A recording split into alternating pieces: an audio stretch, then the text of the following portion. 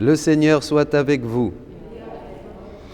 Lecture du Saint-Évangile de Jésus-Christ selon saint Marc. En ce temps-là, Jésus revint à la maison, où de nouveau la foule se rassembla, si bien qu'il n'était même pas possible de manger. Les gens de chez lui, l'apprenant, vinrent pour se saisir de lui, car il a perdu la tête. Acclamons la parole de Dieu. Louange à toi, Seigneur Jésus.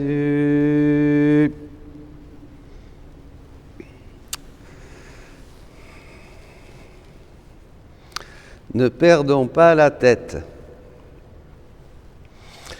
Avant de voir ce qui se cache un petit peu derrière cet évangile très court, surprenant. Justement, ne perdons pas la tête, une petite mise au point. J'ai reçu ce matin un courrier d'un théologien alarmé par une quantité de personnes, au Canada surtout, qui partent dans les montagnes, qui cherchent des refuges, qui suivent des gens qui sont plus ou moins pas du tout même accrédités par l'Église, etc., qui disent qui se sont saisis de ce titre de la vidéo d'hier, justement, les nouveaux apôtres, qui est un titre que Jésus donne dans le livre du ciel, bien sûr, et alors, et puis qui disent que l'incarnation, après la rédemption, et enfin Louisa, qui font tout un tas de pratiques, c'est pas du tout ça. Alors, d'abord, je ne favorise absolument pas qu'on parte dans des refuges, dans des montagnes ou je ne sais pas où, qu'on suive un peu des gens qui ne sont pas en obéissance dans l'Église. Louisa, la première, était très obéissante. Elle a eu un prêtre, et à l'époque, c'était pas facile, qui célébrait la messe tous les jours dans sa chambre. Elle a toujours obéi au prêtre. Jésus lui a toujours demandé d'obéir au prêtre. Donc tout ça, c'est très important. De ne pas donner une mauvaise interprétation et de discréditer les choses. Voilà, donc je tiens à dire ça. Quant à l'œuvre de Louisa, Jésus est très clair, et je le redis là pour couper court à tout malentendu sur ce qu'est le troisième fiat. Ma fille, dans le volume 12, 24 février 1921, ma fille, le premier fiat qui a trait à la création fut prononcé sans l'intervention d'aucune créature. Pour le second, qui a trait à la rédemption, j'ai voulu l'intervention d'une créature, et ce fut ma mère qui fut choisie. Un troisième fiat est prévu pour l'achèvement des deux premiers, et cette fois encore, une créature doit y participer, et c'est toi que j'ai choisi, Louisa Picaretta. Ce troisième fiat doit mener à leur achèvement les fiat de la création et de la rédemption. Il amènera sur la terre la réalisation du « que ta volonté soit faite sur la terre comme au ciel ». Les trois fiat sont inséparables, chacun complétant les deux autres. Ils sont un reflet de la très sainte Trinité, ne faisant qu'un et étant distincts entre eux. Voilà pour ce qui est des trois fiat. Après, ça continue, bien sûr, et c'est très intéressant, et aussi sur ces trois œuvres que l'on trouve dans le livre du ciel, dont Jésus parle abondamment. Voilà, l'ensemble des œuvres de Louisa est bien sûr reconnu par l'Église, déjà dès 1929 par saint Annibal di Francia, les 19 premiers volumes. Et ensuite, tout a été révisé pour l'ouverture de sa cause de béatification par plusieurs théologiens. Voilà, donc ça c'est important de dire cela, et ceux qui veulent plus de précision, eh bien ils peuvent aller voir, il y a une très bonne thèse du père Joseph Iannuzzi sur le don de la divine volonté dans les œuvres de Louisa Picaretta, et puis d'autres théologiens en France et à l'étranger, et des évêques en Italie, bien sûr, et d'autres ailleurs, qui peuvent vraiment donner des réponses claires. Nous sommes en Église. Louisa est une fille de l'Église, bien sûr, mais Dieu choisit toujours une personne pour ouvrir à tous les autres. En fait, par le troisième fiat, c'est nous tous, mes amis, qui entrons dans cette ère, dans ce temps de grâce où nous pouvons entrer et vivre dans la divine volonté.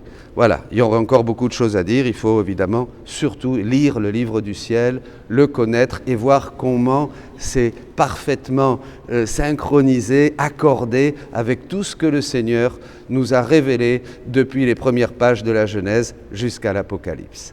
Alors maintenant, justement, passons, ne perdons pas la tête, passons à l'évangile d'aujourd'hui. On accuse Jésus d'avoir perdu la tête. Eh bien, pour faire le lien, je dirais que l'amour, c'est beau ces gens qui sont saisis par Dieu, qui ont une attirance pour le ciel et qui sont prêts à tout et qui donnent tout. On me disait dans ces mails qu'ils donnaient leurs biens, ils vendaient leur maison et ils allaient... Bon, c'est l'amour fou de Jésus peut-être, mais Jésus est très clair dans le livre 9, il dit que ma fille, ma volonté perfectionne l'amour, le modifie, l'astreint et le sanctifie. L'amour est pur dans la mesure où il est conforme à ma volonté, parce que l'amour veut s'échapper, il veut tout dévorer, il veut prendre, et parfois il peut être cause de beaucoup d'imperfections. Dans l'amour, il peut y avoir beaucoup d'imperfections, même face aux choses saintes. Même en face aux choses saintes. Dans ma volonté, cela n'arrive jamais. Tout y est parfait. Les âmes sont une proie de l'amour quand je les prive de ma présence. Et là, elles désirent le Seigneur, elles le cherchent de tout leur cœur. Elles sont languissantes, délirantes, folles, inquiètes, impatientes. Si ce n'était pas ma volonté qui les nourrit, les calme et les fortifie, l'amour les tuerait. Bien que l'amour soit le premier-né de ma volonté, il a toujours besoin d'être corrigé par ma volonté, et moi, je l'aime autant que je m'aime moi-même. C'est clair, voyez ? Donc, on ne peut vivre un vrai amour, un saint désir de courir dans les bras de Jésus, que quand nous le vivons avec sa volonté et dans sa volonté. Et sa volonté implique l'obéissance à l'Église, la soumission à votre curé. Allez voir votre curé. Si vous voulez faire connaître la divine volonté, demandez-lui la permission. Voilà, très simplement, ça demande d'être soumis aux évêques et d'aimer notre Saint-Père et d'obéir à l'Église, notre mère. Voilà. Alors, Jésus, dans cet évangile, qui est très, enfin je ne sais pas comment dire, plein de tendresse, cette famille qui cherche Jésus, on se demande qu'est-ce qu'il y a derrière.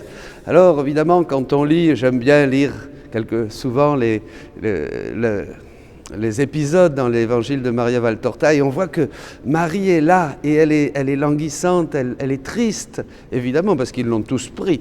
Les frères, la famille de Jésus, là, les cousins, ils ont tous amené maman Marie, pour qu'elle dise, elle va aller, dis-lui, toi, au moins, il va t'écouter. Et elle est là, et elle voit Jésus, et puis il y en a un, Simon, fils d'Alphée, qui la serine et qui est insupportable, et Marie dit non, non, non, non, non, non, non, et Jésus la regarde, et on sent bien la souffrance de Jésus, et c'est ça, l'amour vécu dans la volonté. Et Jésus va dépasser ce lien de la chair et du sang, l'amour de son humanité, l'amour qu'il a pour sa mère, pour faire la volonté du Père. Ça nous rappelle l'épisode au temple, ne savez-vous pas que je dois être aux affaires de mon Père? Et ça, c'est très beau, vous voyez.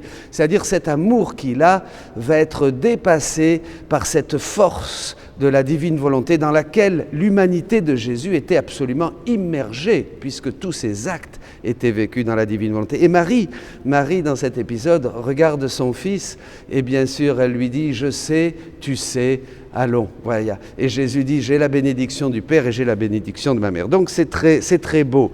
Mais cela nous amène à un troisième point dont parle Jésus au volume 33, le 13 octobre 1935.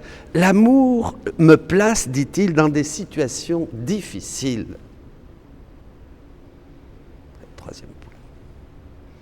Qui récapitule un petit peu tout ce que nous avons dit.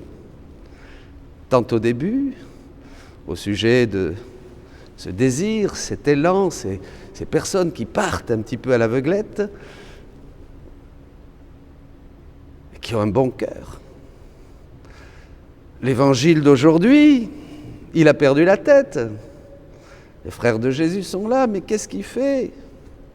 Et Jésus lui-même va dire, et c'est lui qui le dit dans ce volume 33, « L'amour me place dans des situations difficiles. » Et je voudrais terminer avec ça parce que c'est important. « Aimez-moi, aimez-moi, je ne veux rien d'autre que l'amour. Mes plus grandes souffrances sont de ne pas être aimé. Et je ne suis pas aimé parce que ma volonté n'est pas faite. » On revient à la même chose, amour et vérité se rencontrent. Il n'y a pas d'amour sans un vécu sans faire, et mieux encore vivre dans la divine volonté.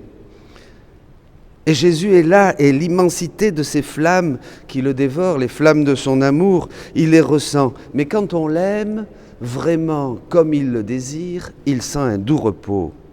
Si tu savais à quel point mon amour me place dans des situations difficiles, et il va le dire 3 fois, les créatures sorties de mon humanité étaient à moi, incorporées à moi.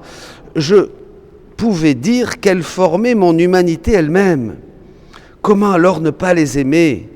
Ce serait comme ne pas aimer sa propre vie. Oh, dans quelles conditions difficiles mon amour me place. Et dans cet évangile où il voit ces gens qui s'opposent à lui, cet homme qui va à l'encontre de son travail, de son apostolat pour sauver les créatures et qui discute avec la mère de Jésus. Vous voyez comme ça doit être dur, ces liens de la chair et du sang que Jésus doit dépasser. Il doit dépasser ces situations difficiles pour faire la volonté du Père, mais plus encore pour nous aussi, parce qu'il nous aime. Nous faisons partie de son corps, nous sommes une extension. Tout en nous, Jésus dit, je travaille dans les créatures à l'extérieur et à l'intérieur. Quelle situation? À l'intérieur et à l'extérieur, oui, c'est là. Il est si grand, mon amour, que je suis toujours à l'intérieur et à l'extérieur des créatures. Ah, dans quelle situation mon amour me place? Parce qu'il va devoir souffrir. Il doit devoir souffrir pour faire la volonté du Père pour ces créatures qu'il va sauver et qui le crucifient. Voyez cette situation. Il doit accepter d'être châtié, de souffrir pour ces hommes et ces femmes, pour nous qui allons le crucifier, le mettre à mort, pour faire la volonté du Père. Voyez, Jésus est encore dans une situation d'écartèlement, dans une situation difficile, et que son amour va vaincre parce qu'il va le vivre dans la volonté de Dieu. Mes amis, que notre nourriture soit de faire la volonté de celui qui a envoyé Jésus-Christ pour nous aimer, nous sauver et nous conduire dans le sein du Père. Soyez bénis.